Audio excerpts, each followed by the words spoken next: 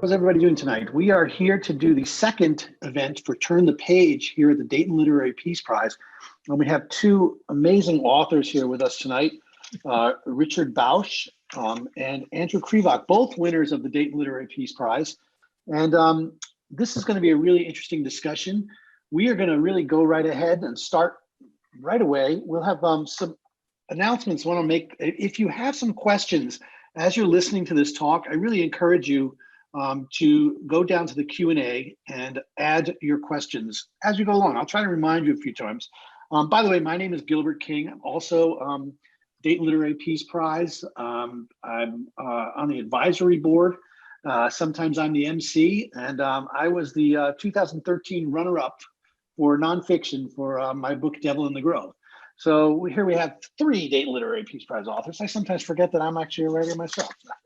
I actually enjoy this so much that I don't really care about the writing right now. I just to get the opportunity to talk to these writers is really inspiring for me. So thank you all. I'm going to start by introducing both of the authors, and then we'll get right to the questions. And then we will encourage you again to go to that Q&A section. If you have any questions, that will be monitored by some of our hosts, and we'll try to bring them up towards the end. Richard Bausch was born in Fort Benning, Georgia, and is the author of 11 critically acclaimed novels and 8 collections of stories. His work has appeared in the Atlantic Monthly, Esquire, Harper's, and the New Yorker, to name just a few. And he's won 2 National Magazine Awards, a Guggenheim Fellowship, and the award of the American Academy of Arts and Letters, again, just to name a few. His novel, The Last Good Time, was made into a feature-length motion picture directed by Bob Balaban, and his novel Peace, which won the 2010 Dayton Literary Peace Prize for fiction, was made into the film Recon, which was just released last week, and we're going to be talking about that. Richard is currently a professor at Chapman University in Orange, California. Andrew Krivak is the author of The Bear and 2 previous novels, The Signal Flame, published in 2017, which was a Chautauqua Prize finalist, and The Sojourn, published in 2011, which was a National Book Award finalist, as well as the winner of both the Chautauqua Prize and the Dayton Literary Peace Prize for fiction. He lives with his wife and 3 children in Somerville, Massachusetts, and Joffrey, New Hampshire, in the shadow of Mount Monadnock. Monadnock, did I pronounce that? Monadnock. Monadnock. Yeah. Very good. Which inspired much of the landscape in his novel, The Bear. So we are going to start right away. I'll start with a question. Some of them will be posed to both authors. Some will be very specific. And again, go down to that Q&A and add your own questions, because I'm sure they'll be even more interesting than mine.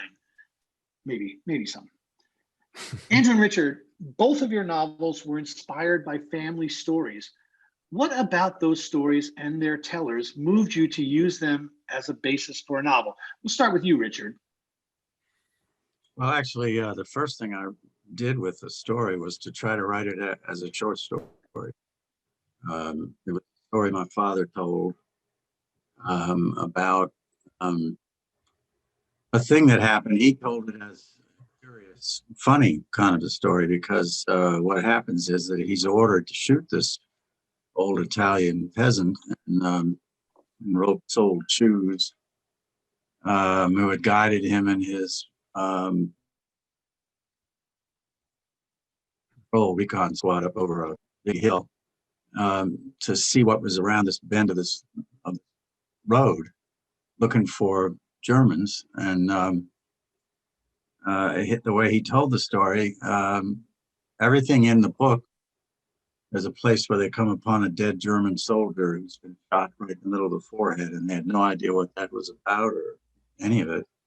And they came back over, and then my father's commanding officer told him to take the old man into the woods and shoot him. And my father would tell the story that the old man started to pray, say the Hail Mary, and my father recognized the prayer, being a devout Catholic. And at the same instant, the old man lost his bladder out of terror. And my father tried to get the commanding guy to let him go, and the guy said, no, take him over in the woods and shoot him. They're violence. So he would tell the story that he got the guy down away from where everyone else was, and he fired a shot into the ground and told him to go. And he would tell the story And people would laugh. He'd say, I came this close to killing him because he wouldn't run. I said, go, Via, God damn you, you know. And but when I heard him tell it, I immediately started thinking about it as a short story and wrote it that way, keeping exactly to the story that he told. And he said, no, you don't understand. Everybody was terrified back then. I mean, we turned a cart over the day before and a crowd officer and a whore fell out. And I had thought one night lying in bed late after having just finished a long story called The Harp Department in Love. What if something happened there? And immediately I thought, I can write this now. So I got up thinking it was just going to be a story. And when the woman got shot, I went about 7 pages past it and suddenly went, wait a minute, you can't just leave that behind. You can't go straight to the hill and all that stuff. But that's murder. And I didn't realize at the time that I had stumbled upon the moral center of the whole book. And what they built on, and that's what they built the film on. So then I added stuff, the sniper and you know, who the characters were, because I didn't know who the people were. I was talking about it was the people who went with over the hill. Made up to 3 other characters. And,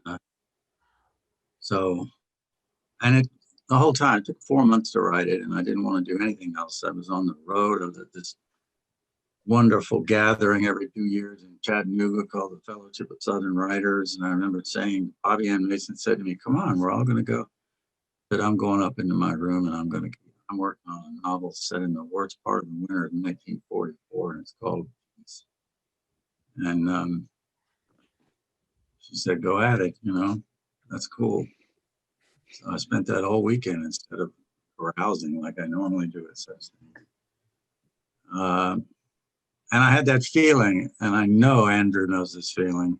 You probably know it too, Gilbert. I had this feeling, please don't kill me before I finish this. You know, because it was making its own pressure to be written. And I really wanted to get to the end of it, to finish it, you know, to have it done. Wow. Andrew, what about you for the Sojourn?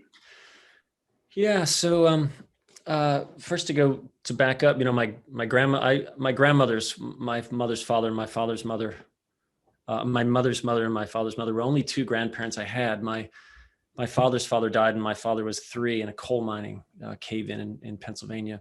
My mother's father died of black lung in the 50s, but I heard about him the most. I mean, my father's father was in World War I with the 9th Field Artillery in France, but there were no real war stories. But my mother's father fought as a Slovak conscript in World War I with the Austrian Landwehr. They would come and conscript the soldiers out of these Slovak villages.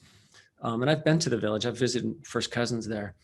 And then they would put them in march battalions, and they would go off to the war. Some went east to Galicia, some went west. And my grandfather, all I know was my grandmother used to tell us a story about how he fought on the Piaba River, was captured, imprisoned in Sardinia, and afterwards, after the armistice, walked home from the war. It was all we got. So fast forward to when I'm out of college and trying to start a writing career.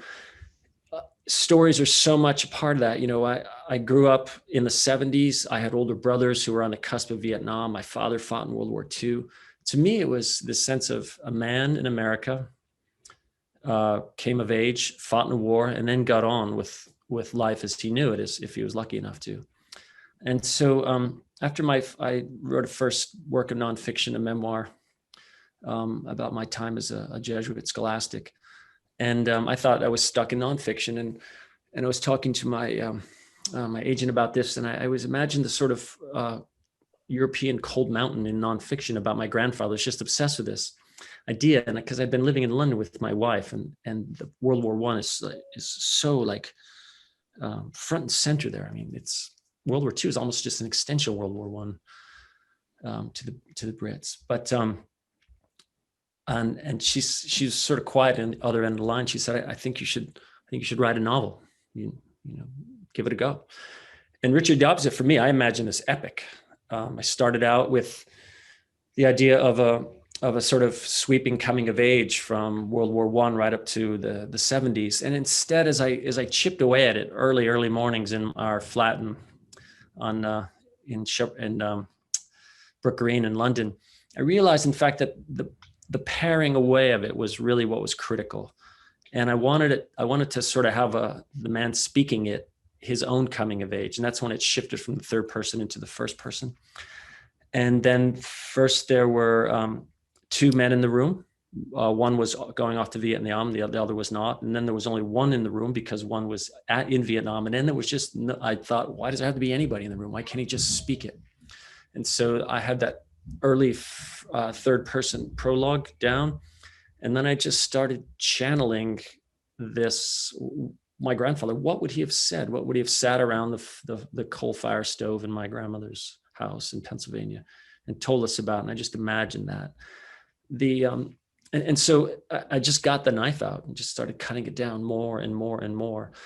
And some of the things that were part of it, that early prologue about the train, the woman who dies in the train is from my great grandmother, and this is a picture of her that I've kept.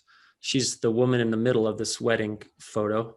She actually did die on over the Arkansas River, struck by a train, and she threw her son into the river, and he was saved by the two boys. Roy Palmer, actually, there was an article in the newspaper that's been passed down to the family, saved, and so then my great grandfather goes back to the old country. It's this reverse migration, I guess, if you call it. He just went back. He had nothing else. And so he married another woman, and she wasn't very good with his kids. And he was a shepherd up in the mountains in the summer and would come down in the winter and find out that his kids were being neglected. And all those little things in there, I began to realize could be raised to a larger stage. And so that's how it emerged. The final thing I'll say about this is with respect to the sharpshooters, the snipers. My grandfather was probably just he was just I guess the equivalent of a corporal by virtue of his bars on this photo. I have this photo that's been passed down. This is my grandfather's the closest one, the one who looks like he's about 12, but apparently he was 18. That's June 1918 on the Piaba River. And he's with two other guys. And as far what I understand, those other two are dead within a month. This is close to the 12th battle of the I take it back. It's the Battle of the Piaba River. And they have a machine gun that's fitted on a tripod in order to act as an anti-aircraft gun, because the Italians had enlisted the British, and they brought their Sopwith camels down to Italy, and they just raised holy hell for the Austrians. The Austrians had nothing left by then. They were throwing sticks and stones at the Italians. And these men just charged up these cliffs. I've been down there. I've been to on the banks of the Isonzo. All these battlefields are kept really well and almost immaculate. And just to see the Isonzo cottony blue coming out of the Italian Rockies and into the Adriatic Sea was just fantastic. But I went to all these places. I was living in London at the time while I was researching this, luckily. And every place from the Imperial War Museum in London to, going to Gorizia in Italy. I stayed at a B&B just a block from Hemingway's house where he was during the scene, which was Farewell to Arms. It just sort of impressed upon me the time, and to think about my grandfather as a young man in that time, not really knowing what the next day was going to entail. The idea of the sharpshooter was just a narrative problem solving. I had to get him from enlisting in the March Battalion with General Cray to the Piaba River, and then somehow get him to all the places he needed to be in Sardinia, and then walking home. And it turns out the best way, the snipers had the most freedom. They just went anywhere. And the Germans were teaching the Austrians how to be sharpshooters. They would send them to school, and the Germans by and large were hunters, Bavarian hunters with their rifles on the Western Front. And they would send guys in the Austrian army as well, train them. And so I just turned my character, Joseph Vinich, into this boy who's raised in the mountains, and the specter of America from his father is constantly there, the books they read, the rifle they carry. And so the sharpshooter allows Joseph Vinich to move around. And I didn't know this, but years after my father died, my brothers come to our house in Jaffrey. 4 of us just get together for a week in June, and we fish and play music and just hang out. And the first year they did that, they've all read the Sojourn. They started talking about my father. My father I knew as a crack shot. Like I watched him shoot a squirrel out of a tree with a .22 at about 200 yards, shot him through the neck. And this is Pennsylvania in the 70s. This is just what you did. It had nothing to do with, NRA or anything like that. You were a hunter. And they were telling me that he was actually asked to join sharpshooting school, for sniper school for World War II. And so he did. He moved from the ranks over to that. And when he realized what he was up against, he asked to be sent back down to the ranks. And he was a corporal. He was a Tech 4. He was really good in chemistry, and he's in the South Pacific, training for the invasion of Japan when the atomic bomb pretty much saved him and several other million men's lives. So that connection to the sniper, I had no idea. So maybe there's something going on there, working in the stories that have been laid down for us. And my mother's father was like a second father to him, just teaching him more about the woods, just about, hunting and things like that. So all these connections really seem to be for a reason, I think, narratively. Well, actually, this next question is really for both of you, and neither of you have actually seen combat. And so I'm just curious about your research process. What reading or personal experiences sparked your imaginations to tell these stories so realistically? Richard, I'll start with you. Well, the fiction writer of the day has a huge advantage over somebody going back as far as, say, Hemingway, who experienced it. But you can experience it, of course, reading Tolstoy or or Hemingway for that matter. But we also have the added, I think, advantage of being able to witness it the way it's filmed. We've seen so many war films of. There's now one, actually. There's one of World War I, actual footage that's been slowed down and colorated. It's called "They Will Not Grow Old." They shall not grow old. Yeah. And it's a stunning piece of work. And you're looking at these young men, and in one part, the narrative says all but 2 of these men will be dead within 20 minutes. And they're smiling and talking and looking at the camera and stuff. And then the depictions you get, that we've seen, it's not my favorite movie for some things in it, but Saving Private Ryan, the beginning of that movie, it's like CNN was at Normandy and filmed it. It's really realistic and on the surface. All the slow down stuff they do with Hanks and stuff is sort of movie business. But the actual feel of it is sort of is quite evident for anybody that's looking at it. And if you are lucky enough to have an imagination that is sort of accustomed to making it up, it isn't as complicated as it might sound, or even finally as daunting. I feel like I used to make jokes about it and say, "Look, I'm a natural born liar. Of course I can." But I've always had a lot of faith that, I believe, I really do, that if you can get to the truth of a matter, not the philosophical truth, but the truth of felt life in a circumstance, a given circumstance in context, and you learn enough about the surround, as I call it, what it was around it all, you can arrive at a truth that anyone who comes upon it will see it as so too, sort of the essential truth of felt life, the truth that stays true because it's about all the things we experience that really are always the same. By the time you're 6 or 7, you've experienced enough. If you, all you need is a really good library to write the rest of your life. I mean, a child grieving over the loss of a doll is grief, and the same physiological stuff is happening. So as Brother Bobby used to say, you don't write about your experience so much, you write with it. Oh, yeah. And you arrive at something that becomes truer than the facts.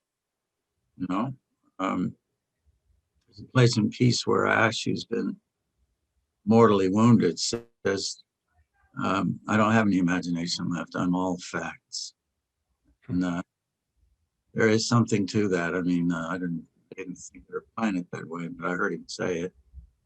And my friend Alan Wire said, imagination is peace, war is facts. And I thought, I like that. But anyway, so for me, it's not been, Stephen Crane wrote about the Civil War, and even 30 years after the fact. Yeah. Very convincing. Brother Bobby wrote about Vietnam, having never left the continental United States. And that's his novel On the Way Home. It's extremely, in fact, John Gardner said about it, this is the kind of novel Hemingway would have written if he had lived through the kind of war we make now. And you should have seen the look on his face when I told him Brother Bobby hadn't been in combat at all. Wow. So, What about you, Andrew? Yeah, so I think I would attribute to 2 things. One is actually having read War and Peace in college as an undergrad, not just reading the way Tolstoy gets those battles, and thinking, okay, there's something real here. There's something both factual and of the imagination as well. And then just, I have to say, just losing my father. So that's the real sense of loss. You don't need to imagine that. Yep. I worried about this a lot when I was writing, and I'd heard all the stories, but what I'd never done is if I was going to put this guy in an actual battle, I'd have to figure out, what was my approach. And I just read, Richard, for me, the Sojourn took about 8 years. And a lot of that was just immersion, like all of the memoirs of World War I. I agree, it probably would not have been possible if we weren't such a cinematic generation, certainly Saving Private Ryan. I'll say something about that at the end of this comment, and then I just trusted my own process of writing and rewriting and writing and rewriting again, just the paring down. Photographs at the British War Museum. The other thing I relied heavily upon, again, I'll mention the fact because it has shaped me so much. I was 8 years in the Jesuit order.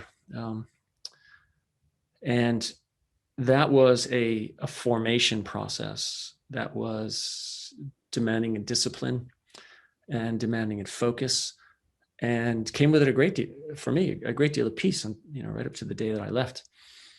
And so I pulled all these things into it, and still I worried. And I just decided, okay, less is more. Whenever I would write a scene or, try to pull together all the different facts, it was just really about facts, the fact of the rifle, the fact of, even the what's the word? The forensics of the way that we know from Three Kings with George Clooney. We know the forensics of what happens to a body when a bullet goes through it. So the forensics, the facts, I still thought less is more. Less is more. I have to be spare with this. And then I thought, but at the same time, there's a way in which my own journey as a Jesuit has to have a role in that too. And finally, when the book came out, my first reading in Cambridge, Massachusetts, there's a guy sitting in the front row and listening very quietly. And I was finished reading. He asked the first question, raised his hand, and he said, I was an Army Ranger in Vietnam. And I was a scout sniper, and I just thought, oh no, here it comes. I'm dead, and I'm just going to be dead before this even starts, because he's going to rip me apart. And he said, I just want to know how you did it. How'd you get it? Because there's, I'm sure there's stuff I got wrong, but he said, I don't know how were you in the service? And in the military, I said, no, not for a day. And I said, but listen, I understand what you're talking about. But I did go through a formation process. And I said, so while my experience while I've never experienced combat, I have experienced discipline formation. And I told myself, that's the experience you draw upon. Everything else, I love, Richard, that you said, everything else, just the facts of the situation. And so that's all I did, you know. There's an essay by a fellow named Bill Willingham called A Little Monkey Business. It's in front of this book called Living with Shakespeare. It's one of the most amazing essays, and it captures what we're talking about exactly. He claims that he wrote all of Shakespeare. He says, I'm serious, I wrote all of Shakespeare. And then he explains how when Shakespeare says, pardon gentles all the flat unraised spirits that have dared on this unworthy scaffold to bring forth so great an object. And he's talking about the English at that great battle in Henry V. And the audience supplies the field and the hundreds of soldiers. The audience supplies it. And he talks about how as a race, Homo sapiens doesn't really say it because animals know, crows know how to make tools to make other tools. Yeah. And he said, Homo erectus, he says, my cat can walk upright, if it wants to. And, there are some, he says, we are Homo fabula, the story making species. Yeah. And it's an amazing essay because he talks about how that little, Andrew's talking about, less is more. The reader supplies the rest from everything the reader has experienced. So all you need is the slightest detail done correct, done right, Yeah. Like Defoe says, a pair of shoes floated in on the tide, unmatched. And that just gives it all, oh my God. Right. Ship has now, this idea of homo fabula, it's exactly what I was thinking, but I feel like everything I write is really about storytelling, because that's the struggle, if you want to use that word, as conflict or war. That's the agon that I've experienced my entire life without any interruption. It's just listening to stories. And so that, in a sense, is really what I feel like I'm doing, just telling a story. And I know so many jokes. Yeah. Joke is a little story. I know thousands because they're little stories. They've actually got characterization and other matters. Right. They lead to a punchline, but they're stories. That's the thing about it. Yeah. Alan Gurganis says a beautiful thing, and I don't know if it's original with Alan. It could be because he's a hell of a writer. But he says a story only needs a good storyteller. Mm-hmm. People say, oh, this guy must lead a more interesting life because he's been through all this stuff. Not necessarily. He just could be somebody who can really tell a story. Yeah. And, by the way, Andrew, I was a candidate for the priesthood. Oh, well, there you go. So we're. That's amazing. Yeah. I heard once that everyone has a subject. The question is, what's the story? And so, in many ways, it's just the three of us. We're stuck with being storytellers, and there's everyone. There's subjects we all work through, and war is a subject for most, and it happens not to be our canvas, if you will, but storytelling is. So Eudora Welty said a great thing. He said, the king died, and then the queen died. She goes, takes her head a little, then she goes, king died, and then the queen died of grief. There's a story. It's right. So that's amazing. Yeah.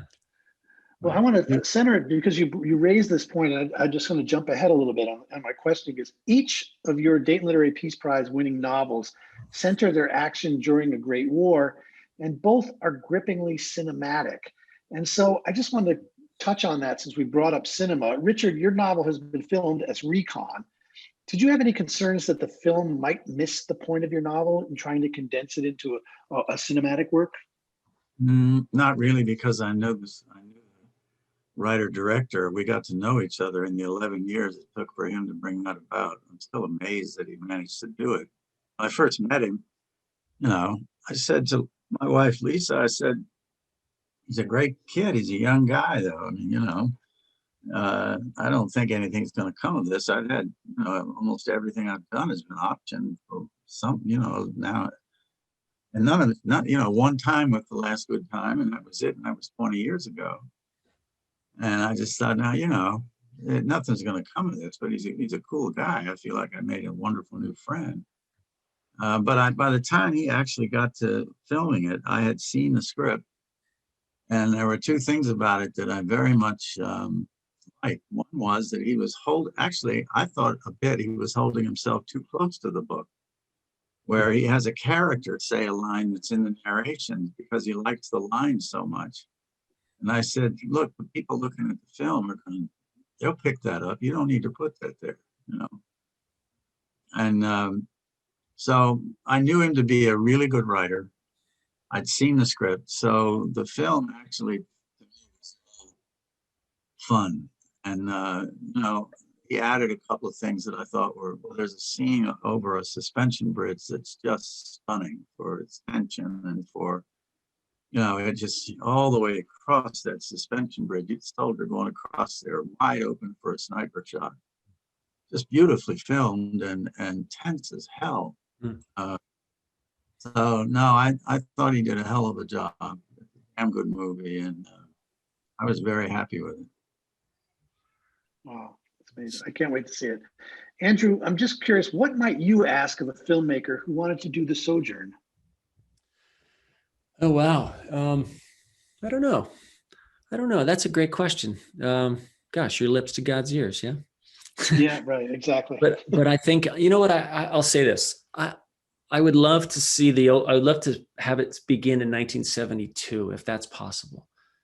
The fact of its telling, I always imagined a sort of like, it's a kitchen, it's dark, there's a wood stove, there's a half a bottle of bourbon on the table, and a chair scrapes the ground, the wood floor, and it's just an old man, and he just starts telling it. And so I think I would imagine that I would really want to, for a viewer as well as a reader, to get that, to have that. And in the book, it just says March 31st, 1972, Dayton, Pennsylvania. And then it drops back into the 19th century. So I envision that. That's the only thing I can say. Actually, I would, think about it. That makes a lot of sense. But I like the idea of starting in 72. That sounds great. Yeah, well, because I also thought that if you, Richard, your novel is just much like this too. If you started the Sojourn at about 5 o'clock, 5:30, 6 o'clock, you'd be done just after midnight, roughly. Mm-hmm. If you took a break to, for drink or whatever. And I wanted that performative quality of it as well. To be evening's entertainment. Yeah, exactly. Yeah. Evenings, sure. As Peter Taylor used to say, an evening's superior entertainment.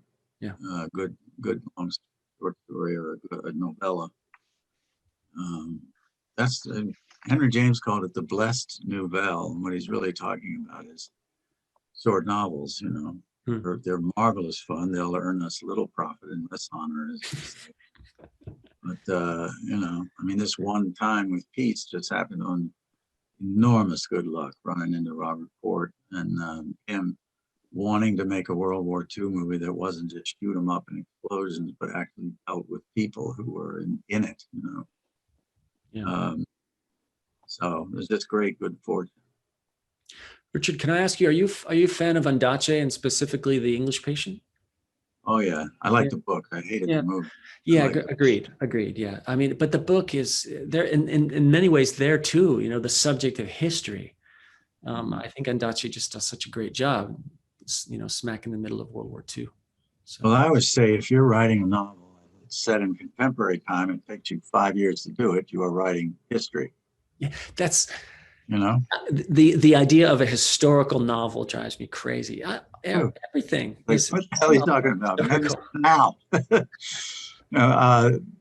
when we started the show, that's history.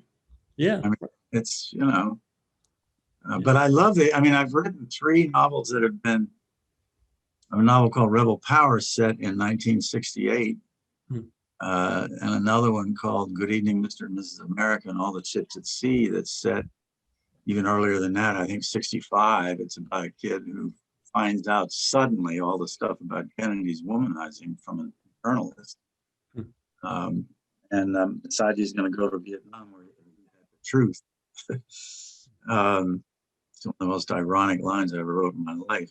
But they're considered, historical novels. But I lived through that stuff. I was there. I saw a lot of it.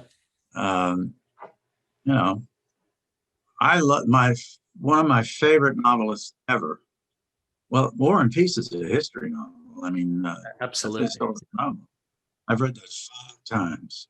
I'm always reading Tolstoy like a priest reading his office, because he's the #1 champion fiction writer, as Shakespeare's the #1 poet and playwright. And Tolstoy didn't like Shakespeare. He thought he was too ribald. He was too dirty-minded. I love that. Yeah, George Steiner has a great collection of essays on Tolstoy and Dostoevsky, which you should, if you don't know them, you should check it out. I don't. I'll have to look. Yeah. A.N. Wilson's biography of Tolstoy? I don't. I mean, I know of it. I haven't read it though. Yeah. Well, he's also a novelist. There's a great thing where he talks about Tolstoy visiting Turgenev, and Turgenev is wearing sackcloth so he can know how the poor feel, and making his children wear it. And Tolstoy's unimpressed by this and tells Turgenev he's unimpressed by it, and then proceeds to fall asleep on Turgenev's couch while Turgenev is reading its new story to him.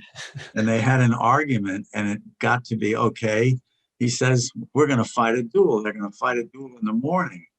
And A.N. Wilson says, luckily, one of them was Tolstoy. He left way before the sun came up.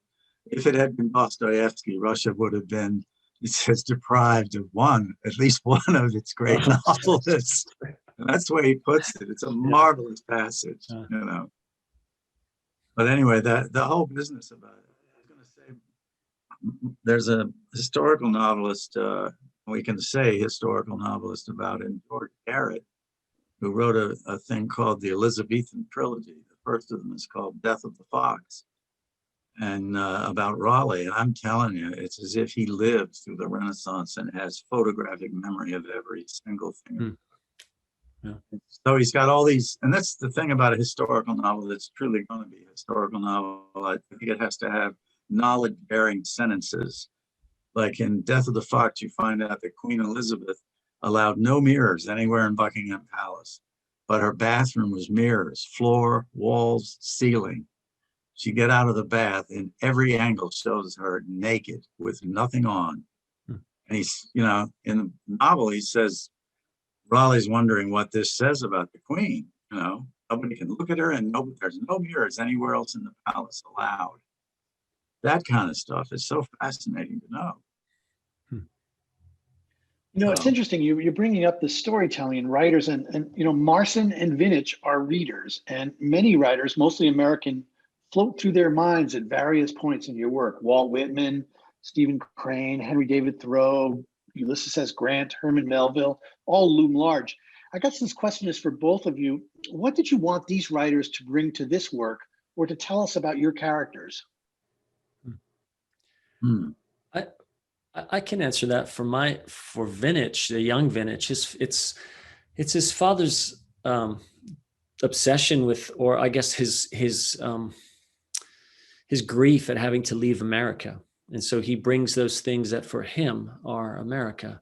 He would have had to work hard to get an early edition of Moby Dick, but it wasn't impossible. And he, if a guy was really driven to do it, he could have done.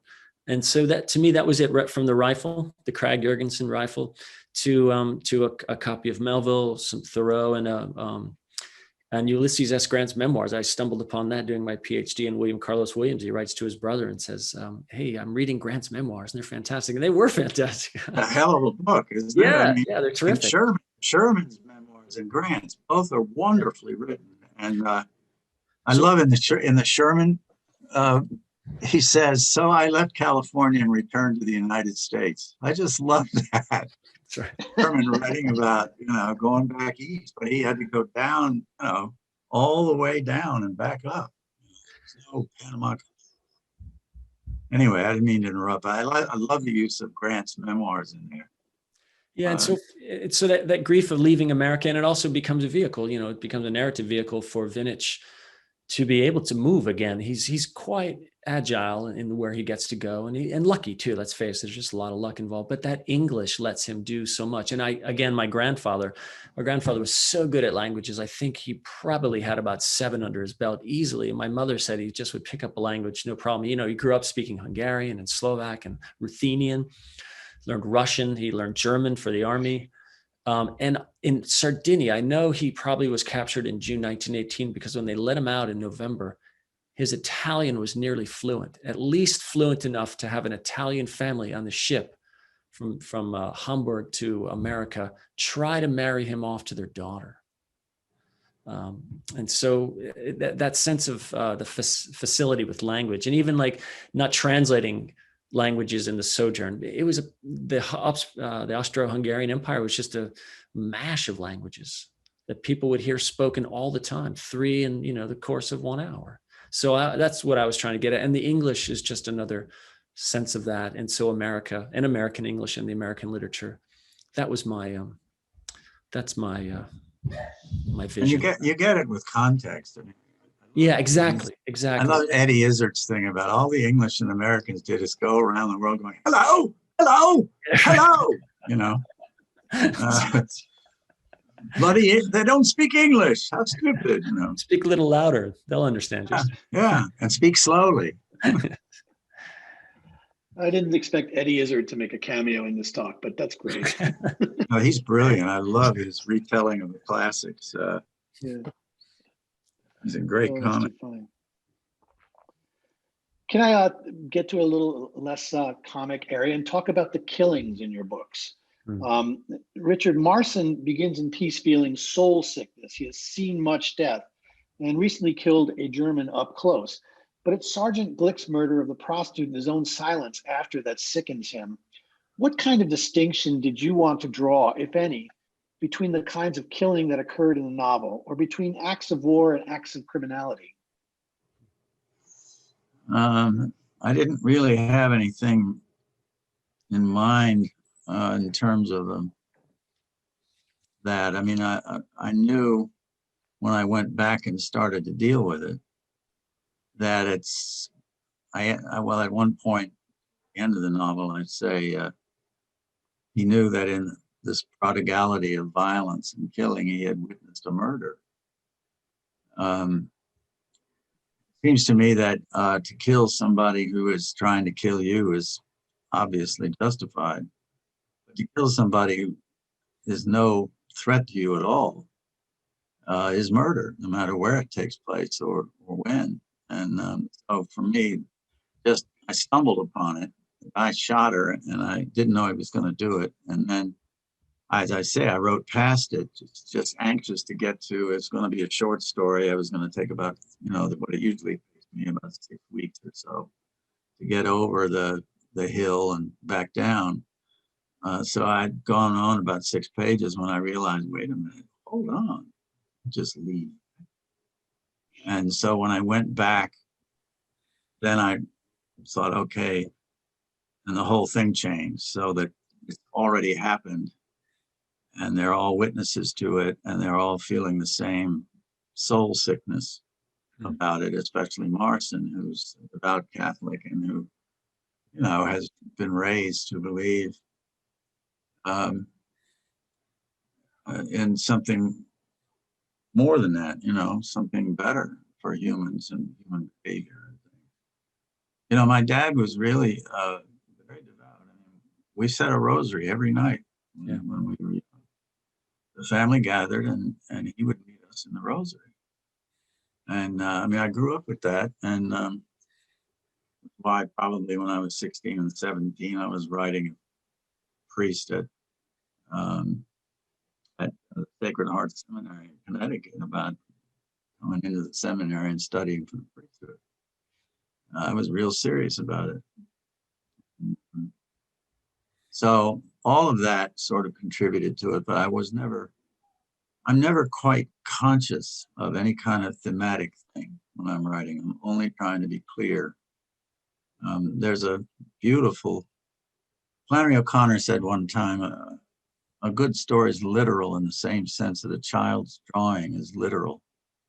And there's a beautiful experiment long ago now. I mean, I was in the Air Force when I saw it. Didn't mean anything then, but I remembered it. Is they asked these kids who were too young to draw their parents. And they made the most amazing symbolic drawings. You know, there's dad with an ass the size of Missouri leaning into a refrigerator to get a beer. And mommy's this big next to a Matterhorn of laundry with a sad face. But the kid isn't saying, well, I'm going to symbolize home life this way. He's directly gazing at it and trying to be clear.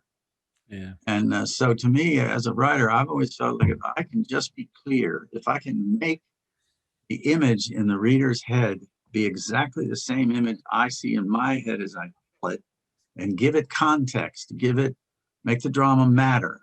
What is the business around it? You know, then that's all I have to worry. Everything else will take care of itself. I mean, Conrad has in an outpost of progress, Conrad says about these two men, they were two completely incompetent individuals whose existence is only measured by the gathering of the high organization of civilized crowds. Now, in the hands of a less experienced writer, it would take 15 pages trying to show, not tell, that these two are incompetent individuals. And Conrad takes care of it with a sentence, and you have the context, and then shows very dramatically how one of them becomes so paranoid that he murders the other. But none of it. There's a place where in Conrad says the captain finds a scorpion in his inkwell, and I know as a writer, from my own experience as a writer, that when Conrad came to that writing it, he went, "Oh man, there's a scorpion in the inkwell. Good." But I bet he didn't go, "Well, this symbolizes, you know, the terrible thing at the center of the ordinary thing." Right. You know, he just went, "Damn, this is good," and kept going. So I've always believed that and lived by it as a writer. Wow. Andrew, for you, Joseph knows that as a sniper, his killings enter a kind of gray area.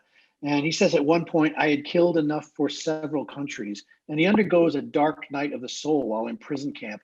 What kind of distinction did you want to draw, if any, between the kinds of killings in the Sojourn? Yeah, this is a great question, Gilbert. I think for me, you know, there was this Joseph enters that war with a sense of anger. He's angry at his father's own failures. He wants to, he looks to Zli Pes, his cousin / brother, as a, you know, as now a new mentor, if you will, or a, you know, someone who's going to teach him how to be a man better. He's already saved him from an unmanly act and is going to take him off to war as well. And so he's acting out of anger first.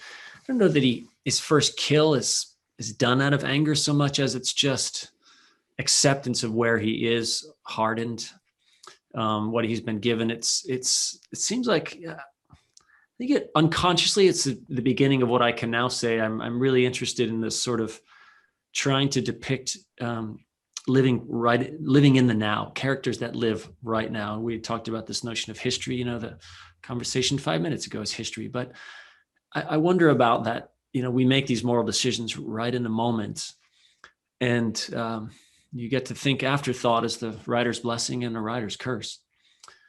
So too with any decision we make. But as he's trained to kill, and, you know, I think I get this too from my father, who didn't see combat, but I used to ask him, I was like, well, didn't you want to find yourself? Didn't you worry about, you know, the morality of war? And he's like, age, he'd call me age, says that's Andrew Joseph, AJ. Age, I was 19. I did what they told me to do. And if they told me to give them my life, I would have, because to me, that's what everybody around me was doing. And so there was that sense of immediacy, that sense of now. But by the time Vintage has that, he's in prison, I think all of this catches up with him. And that's, to me, that's just, you know, soul repair. I think he just had to reckon with that.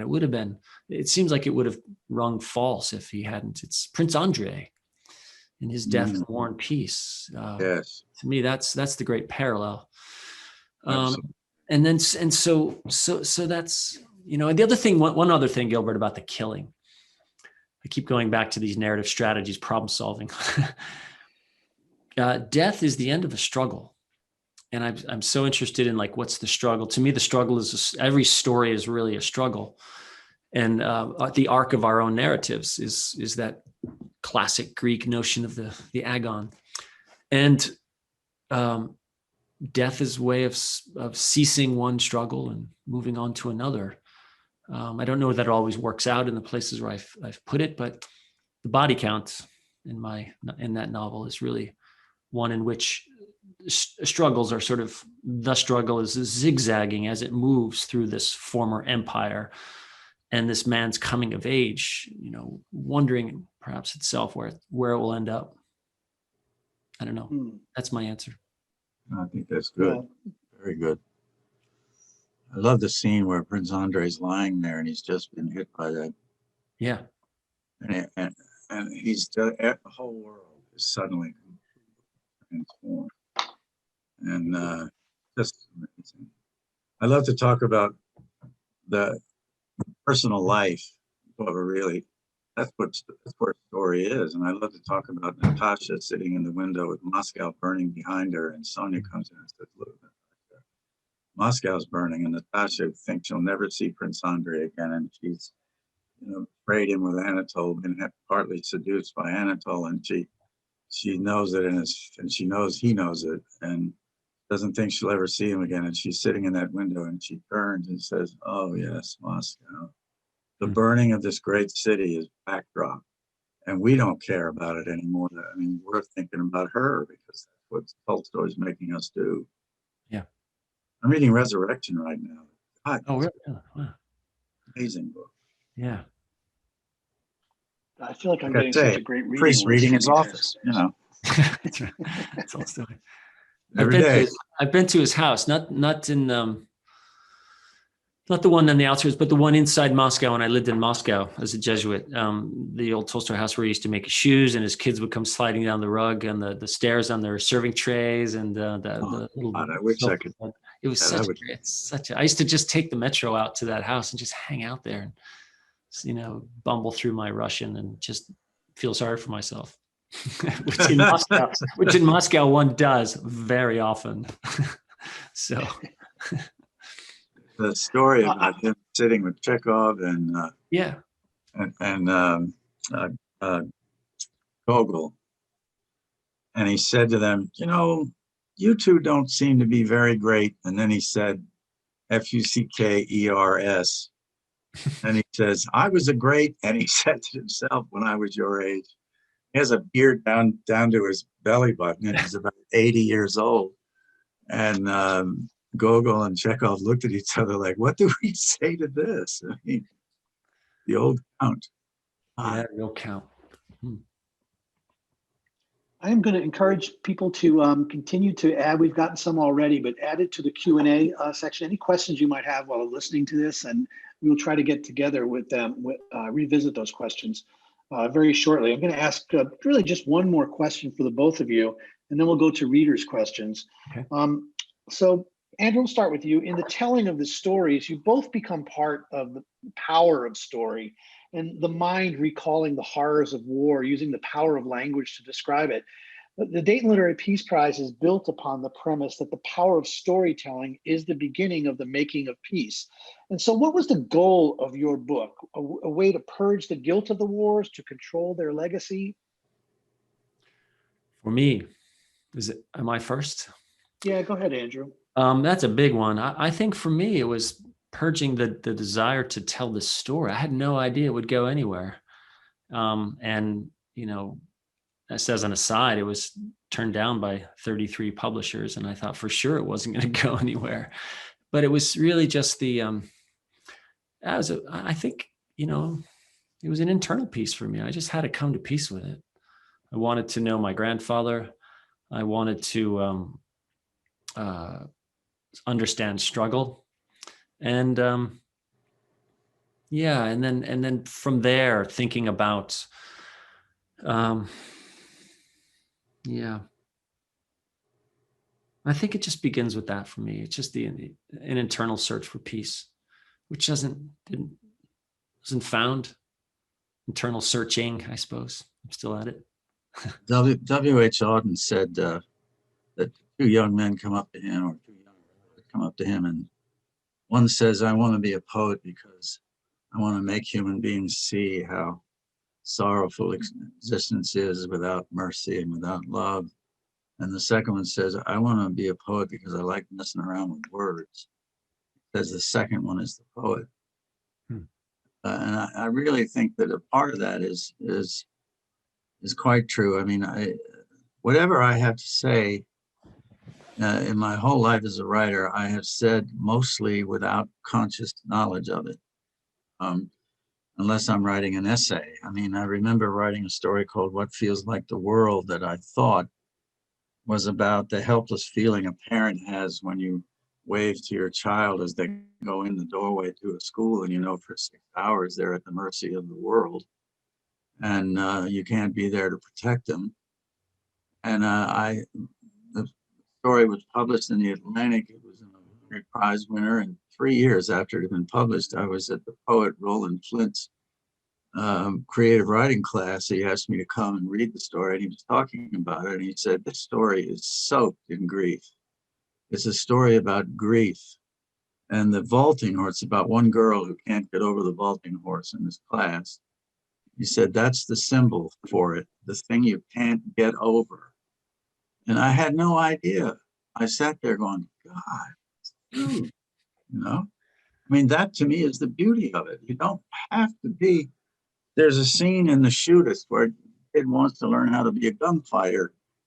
And the John Wayne character says, "You know, your pistol's right here." He says, "Shouldn't it be lower so you can be faster?" And he looks at him and says, "You don't have to be fast, kid. You just have to be willing." Well, and to me, that's the best advice in the world to give a writer. You don't have to do anything except be willing, and to be willing to fail over and over again, and to try and try and try to be clear. Let the rest of it fall where it will. Mm-hmm. And I think that's what Andrew's talking about, too. Yeah. Trying to get the story and feeling the necessity of everything you have to do to make it believable and clear and make the language mellifluous, and so that in a way it disappears, and what's left is in the reader's mind is these people in this circumstance, and they feel the cold and hear the sounds, you know. I mean, all art is addressed to the senses. Rodin doesn't give a damn what we think. No, in his statue, The Kiss, he doesn't care what we think. He wants our nerve endings. Mm-hmm. And I think it's true with all of them. Yeah. We're all sensualists, as Robert Olin Butler says. Artists, writers. Well, we've gotten to the point where we're going to look at some. Oh, sorry. Go ahead again, Richard. Open your hymnals to page 9. Yeah, exactly. We've gotten some questions that have come in from some of our participants and attendees. This one is from anonymous attendee. Anonymous. Who that might be. But it says, "Please talk about the bear." Andrew. Our book club found it intriguing but challenging. One reader said it was deeply spiritual. Another suggested the bear was God. Please comment. Well, of course it's deeply spiritual. He's a Jesuit. Yeah, you have 30. Have I got 30 seconds? Richard, the bear is a story about a man and his daughter, and they're the last two people left on Earth, and they live very close to the land. And when she loses her father he dies, of course, and she's the last. And this sort of veil is lifted on nature, and without even thinking about The Lion, the Witch, and the Wardrobe, any of that other stuff, I have the bear communicating, who comes to actually help this girl come of age and journey back to her house. And then there's another, and a puma also talks to her about what she has to do or not do. And then an eagle too doesn't speak to her, but feeds her. And it's about her coming of age, and it's a novella. It's very short. Again, this sense of I think the best stories are told in that tight arc. Is it spiritual? It's spiritual in a kind of transcendentalist way. You know, Thoreau and Emerson, they all loved Mount Monadnock. It takes place up in those old hills in New Hampshire, precisely because they're just old. And I imagine a sort of, if the myth of Genesis is the alpha, this is somehow an omega as a cautionary tale. Nature will be fine, but really, human nature shouldn't be so filled with hubris to think that we've A, got the lock on storytelling, and B, that we'll just last forever as a result of it, because we don't and we won't. So that's the bear in, well, it was a little longer than 30 seconds. We're extremely young as a species. Very new to the planet. Yeah, absolutely. Yeah, sure. Yeah. So, And I mean, I would love to tell that person to email me and I'll zoom into their book group. Okay. Oh, there you go. Richard, this question is from Claudia Cornett. And she says, just watched Recon this afternoon. Marson asked the question, why, at the end. And my question is, what you'd say to him.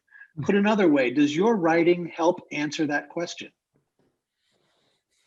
No, I think the question is rhetorical. In other words, Marson knows there's no answer to that question either. So I have to keep asking it. If any of us could really answer that question, I suppose that we'd find a way to stop it all. But then my old friend Raymond Andrews said to me once, of course I hate the idea of human perfectibility. We wouldn't have anything to write about. Yeah. So, but no, I don't. I think it's a rhetorical question. I don't mean to make light of it. I just think that the question is asked in the full knowledge, now the painful knowledge that there isn't any answer. At least that's the way I saw it. It's not in the book. No, in the book it just says he shouldered his carbine and made his way back into the war. But I love the ending of that. It's beautifully shot and played. And so glad you watched the movie. Tell everybody it's a good movie. Oh, yeah, I'm going to sort of follow up on that with a question from John Spaccarelli. He says, both Zlee and Ash are important characters who make Joseph and Marson more human and believable, not to mention more complex. Did Zlee and Ash arise out of a need to show and not say something about Joseph and Marson? I can answer that. I'll tell you about the origin of Zlee Pass. It goes back to my mother. I was able to take my mother and my father back to the old country, the village that my mother grew up in. And when we were making our way east to Slovakia, we spent a couple of days in Prague, and on the door there was a sign that said "Pozor, Zlý pes," which is beware of the dog, and it literally means danger, bad dog. And I bet my mother that I couldn't write a character whose name was Zlý pes. Fast forward to she's in the nursing home. She knows she doesn't have much time left, and she managed to see an uncorrected proof of the Sojourn. No, I take it back. She did manage to see an uncorrected proof of the Sojourn, but a few months prior, I was really stuck on how to get Vinich, how to give him more depth and get him to the front. And she said, there's enough passion here. There's got to be a character who provides more passion, both a sort of hint at sexual passion. This is my mother, she died at 86. Sexual passion and the passion of men at war. And I was like, there you go, Mom. That's the job for Zlý pes. And I wrote Zlý, who just shows up. It's cousins. It's strange. It's Eastern Europe. It's who knows what his origin is, and he doesn't know what it is. And he provides that sort of originless direction. So that's the question about Zlý pes. So yes, there's definitely a mirror there. Joseph refers to him as his brother, and does for the next two novels, Darden novels. He always refers to his brother, but he's really a distant cousin, and whom Zlý just comes to love in that spiritual way because he needs it after his father's died both spiritually and then during the war physically. For me, Ash and Joyner and Marson are just thrown together, but I didn't I didn't think of them as providing any kind of foil or pressure as to who he's with. And I wanted to get to know them, you know, people. But I want to do that with all the characters in anything I write, is to try to get a sense of who they are. There's this oversimplified thing I say in creative writing classes to get away from literary terms that can be daunting. I say a plot is really what the trouble is, and how the person the trouble's happening to deals with it. And character is who it's happening to. And if you can solve that, then you'll have a story and you can work through it. And you don't have to know the end. I don't think I've known the end for everything. I'm working on one right now. I don't know the end to it. I just know it's trouble. Good Trouble will trouble. find you. We have a question from Sharon Kelly Roth in Dayton, Ohio. And she asks, Richard and Andrew, you both won the Dayton Literary Peace Prize in different years. How has that honor influenced your writing since then? Wow. For me, it's made Dayton and you, Gilbert, now Richard, Sharon. It's Dayton's a family. I mean, my kids have been out there. Gilbert, you met my crazy kids. So there's that, just in a human experience that's been incredible to me. But also knowing that, well, honestly, that such great readers and other great writers believed in this story I put together enough to say, hey, we're going to give you this prize. And this is what we see in it. That, to me, I just remember that. And whenever I go back to the desk, I think of that and it keeps me going. And all you have to do is look at the winners and the nominees to see that they know what they're doing, because there's some great names on that list. You're in good company whether you win it or not. Right. And or as my friend Alan Gerganis would say, you're in all cotton. For me, I like that, Andrew, about it being a family that's made friends out there, and we had wonderful memories. I went back a year later, and you know, it was such a fun time. So, and it's a good thing to have, to say that, you know, to be one of the winners of that prize. So. Yeah, I think that I'll just add to that. From my own perspective, having been there quite a few times now, I think that the experience is so emotional, and being in the same environments with all these great writers who are obviously committing their lives to the subjects they're writing about. I think it really does make you think, like, wow, life is too short. I don't want to mess around with issues and stories that don't mean something to me. And so I feel like it's been really powerful to sort of center me in a way and say, you know, what am I really trying to do? And I think that weekend in Dayton is just such a powerful reminder, just being around these great writers and seeing what inspires them. And so it has an impact on my writing. I can definitely say that. Oh, we have another question. Oh, this is from John Spaccarelli again. And he says, Andrew, do you think The Bear or The Sojourn is more anti-war? Wow. The Bear keeps emerging. Wow.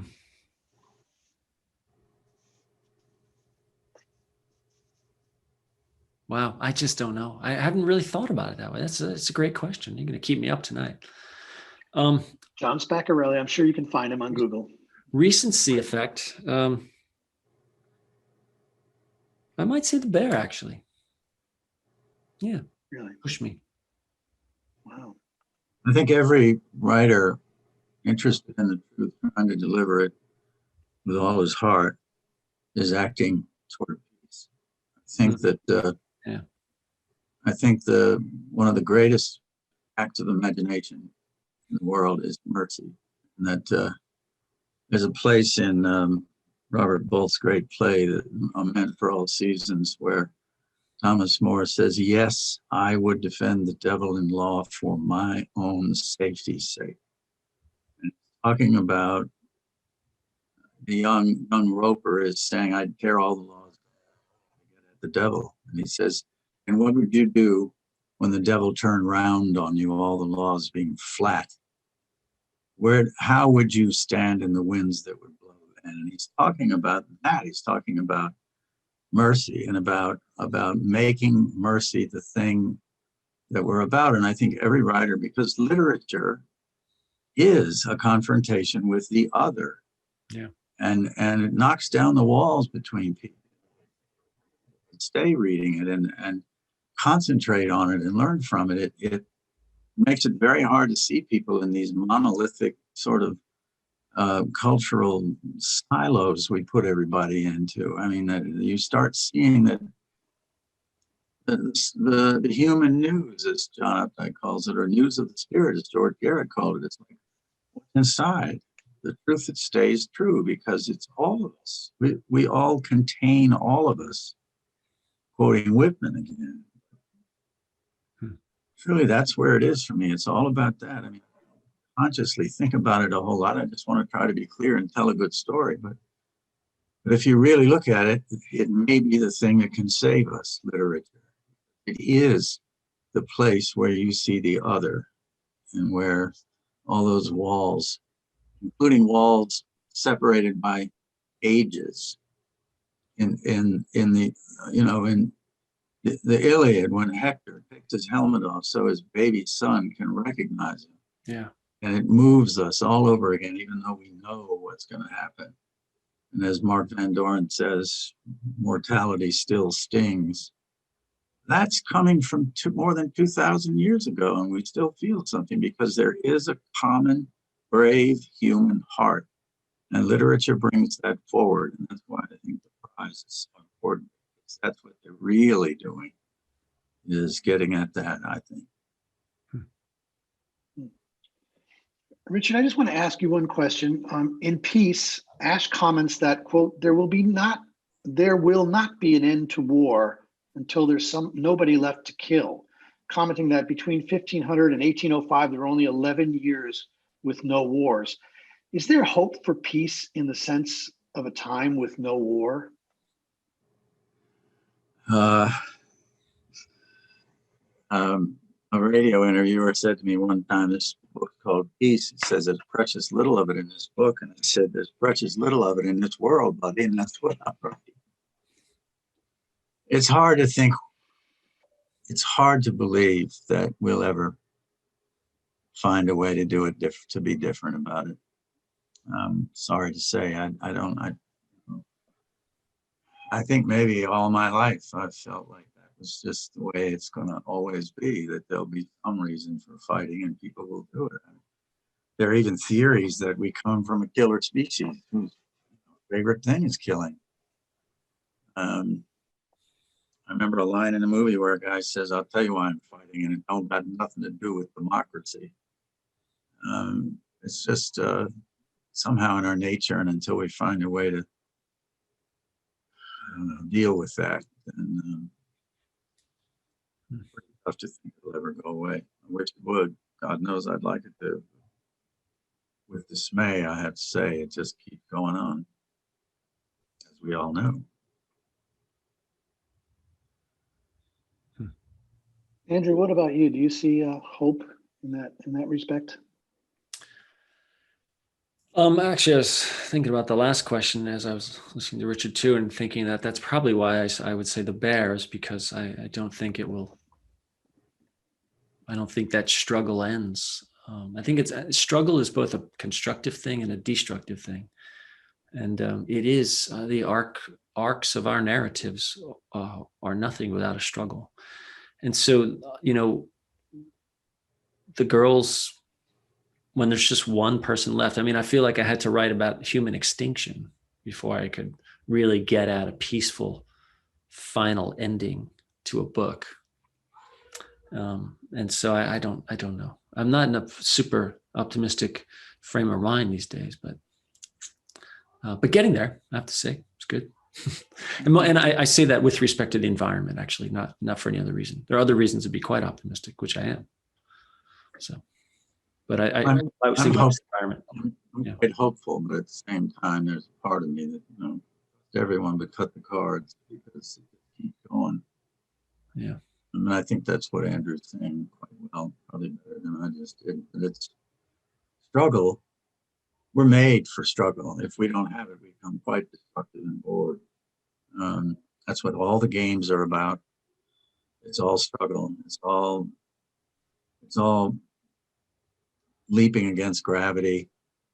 When that time when Michael Jordan left the ground at the foul line and got all the way to the basket in the air and dunked it, it was because of how he had beaten gravity that made it so powerful, so strong in the moment. Because gravity's there and it's pulls down, and that's what it's for. Yeah. So we're not a peaceful species. Yeah. All the myths speak to that. It's all about that power, that desire for power, that struggle to stay alive, that desire to kill, There's another thing Ash says in the book, that it's all because of death, all of it, that everything we do, every gesture, all of the beliefs, all the religions, it's all because we're the creature. He doesn't say this, but it's what he's talking about. We're the creature that knows it dies and knows that it knows. And its death is the reason for love. And you think about it, the most horrible people you've ever met could not really believe in their own mortality. People who are aware of it, who are gentle, it seems to me. And I know that's a huge generalization, but you can observe it if you take it and look around a little bit. What's the line from Romeo and Juliet? He jests at scars but never felt a wound.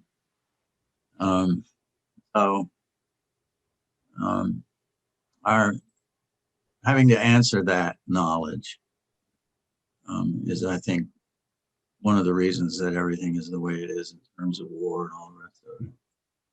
And the fact that we can laugh and be silly and tell jokes and do all the stuff we do that involves joy. And for me, joy is a happy feeling in the face of that knowledge, facing it, looking at the tiny blue veins in the cheek of your child as you cover her up for on to bed at night. That joy, the great joy of seeing her there alive and with you in the moment. That's, we're better than all the angels. We live with that knowledge, and we still manage to rejoice. So even with this pandemic, we end up finding ways to rejoice. So again, open your hymnals. Sorry. No, we have a question from the great Merle Wilberding, who wants to know, I'll direct this at both of you really, because who are your favorite authors and what will be your next project? Oh. Well, I got to tell you, I am just a Cormac McCarthy fan to the end. I think Blood Meridian is the greatest novel of the 20th century. And was I having this conversation with before? Anyway, I'm a huge McCarthy fan. I just feel like his use of language and his ability to tell a story with that language just comes to life for me. I love Marilyn Robinson, recently, Marilyn, I've just been going back to the classics. I read through all of Robert Alter's 3-volume translation of Hebrew scripture, which is just mind-blowing, life-changing. Dante, I'm trying to learn some Italian, so I've gone through the Divine Comedy. So to say, I still feel like I go back to those old guys too, and it's been really helpful to me. So that's my answer. And what are you working on now? Oh, what am I working on now? Yeah, I actually got in trouble for talking about this on a podcast, but I finished a new novel, and I'm waiting to see what will become of it. Yes. Okay. And it goes back to Dardenne, Pennsylvania. So start. Wow. I wrote in the pandemic times, I'm not driving. Richard, I have three children, 14, 12, and 10. And I spent a lot of time when I'm not riding, driving in Boston traffic. So having no Boston traffic and kids working remotely, I just wrote a ton, and I finished a novel this past summer. Wow. I've got a 14-year-old daughter who's learning remotely. Yeah. Is naturally funny and smart. It's wonderful. So this time, Lisa and I and Lila, the three of us, are just, you feel almost guilty because for us, it's no big bad thing to be. We have a lot of lovely hours. I have a novel still working on it called Playhouse about some people putting on King Lear. And the director wants Cordelia to be deaf and sign her lines and the fool to say them. That's the MacGuffin, as we say in this book. And I've got stories. I just recently published a story in Narrative magazine called Isolation, which is about the pandemic. And I'm working on one now called Aneola, which is Italian for womanizer. I'm enjoying writing. But again, I got a lot of work done. I always have a lot of time to work. I only teach one class. And I make jokes about it. I say, every week I get up and say I'm going to teach, and go, this goddamn job. Laughs, especially my brothers, who are very, very smart and hardworking, and they own a store, but they spend all day working. But I do too. It's just that I love teaching and I love that job. So I'm only teasing when I say it. I have dyslexia, so it's much easier for me to reread than to read something cold. So I reread a lot, and I reread several books at the same time. I'm always reading Tolstoy and Chekhov, the Russians, the Rusians, as Ezra Pound called them, saying to Hemingway, "I never read the Rusians, Hem." And I'm reading biography and history just because that's my reading. I'm reading a book called Stalin and the Court of the Tsar, Court of the Red Tsar. It's a hell of a book. And I'm reading this thing, I'm Living with Shakespeare. It's marvelous. The great essay in there by James Earl Jones about playing Othello. So like that. And of course, I have all these, I'm an old man. I have all these very productive pals, and I have to keep up with them.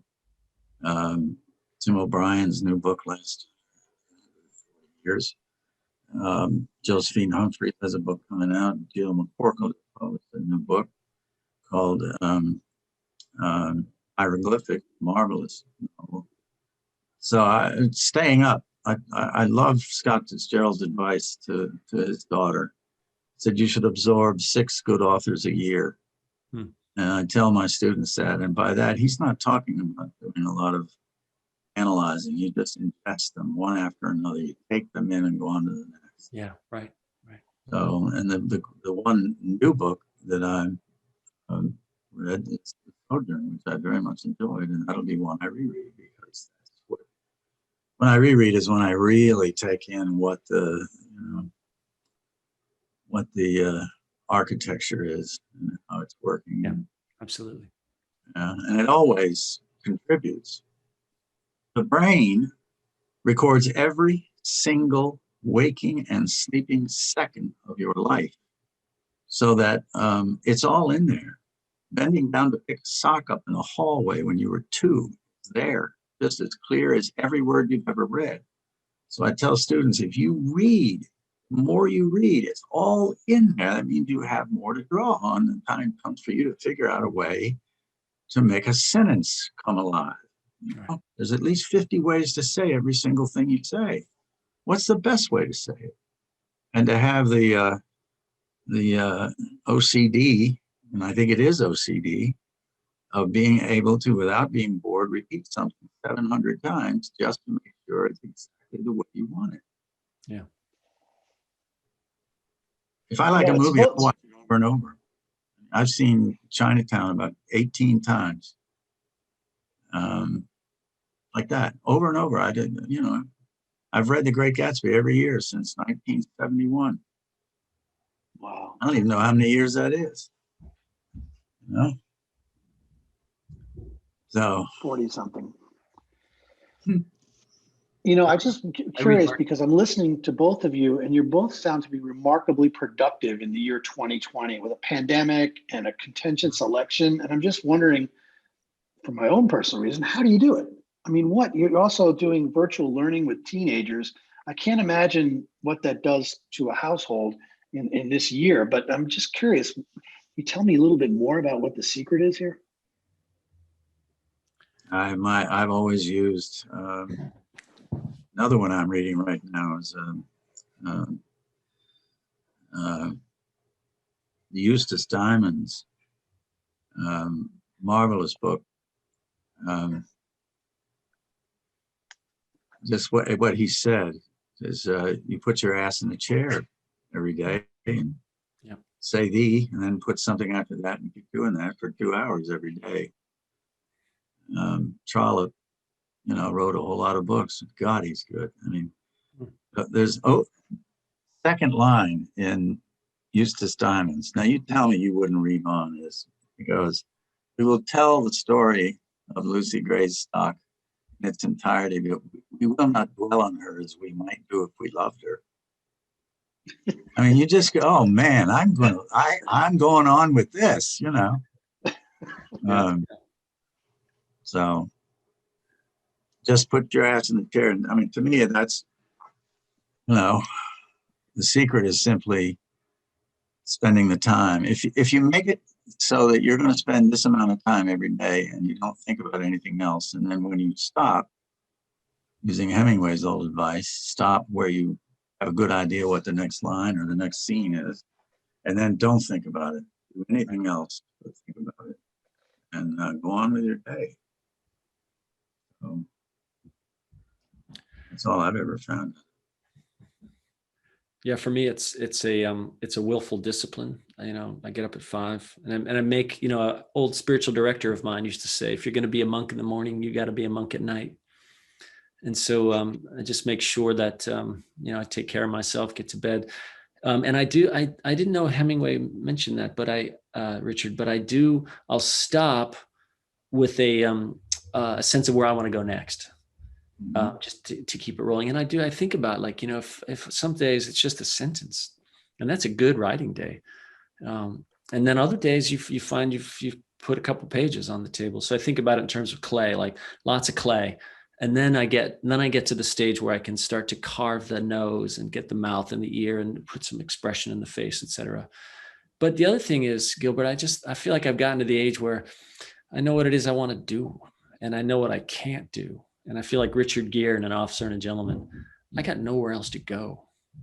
And if I don't do this, that's it. So I hear my old Slovak parents over my head, not in a bad way. It's not a sort of like, you know, weird psychoanalysis thing, but they're just like, you know, be a doer, do what you're going to do and do it well. And so that's what I just try to, that's what keeps me going, you know. On your head over the Well, wall, you got to go get it. We'll have to have another conversation about something that you can't do well, Andrew, because I haven't really seen it yet. But that was really great. I really want to thank both Andrew and Richard for doing the second Turn the Page event for the Dayton Literary Peace Prize. There will be a third event. It's going to be next year. There'll be more. We don't have it completely ready to talk about yet, but that'll be coming in the new year. But again, I want to thank everybody for the questions and for sitting through and listening to Richard and Andrew talk about their work and writing in general and the Dayton Literary Peace Prize. Thank you all for joining us, and appreciate seeing you all. Hope to see you again very soon. Take care. Thank you, Gilbert. Thank you. And Richard, it's so great to hang out with you. Really. Same here.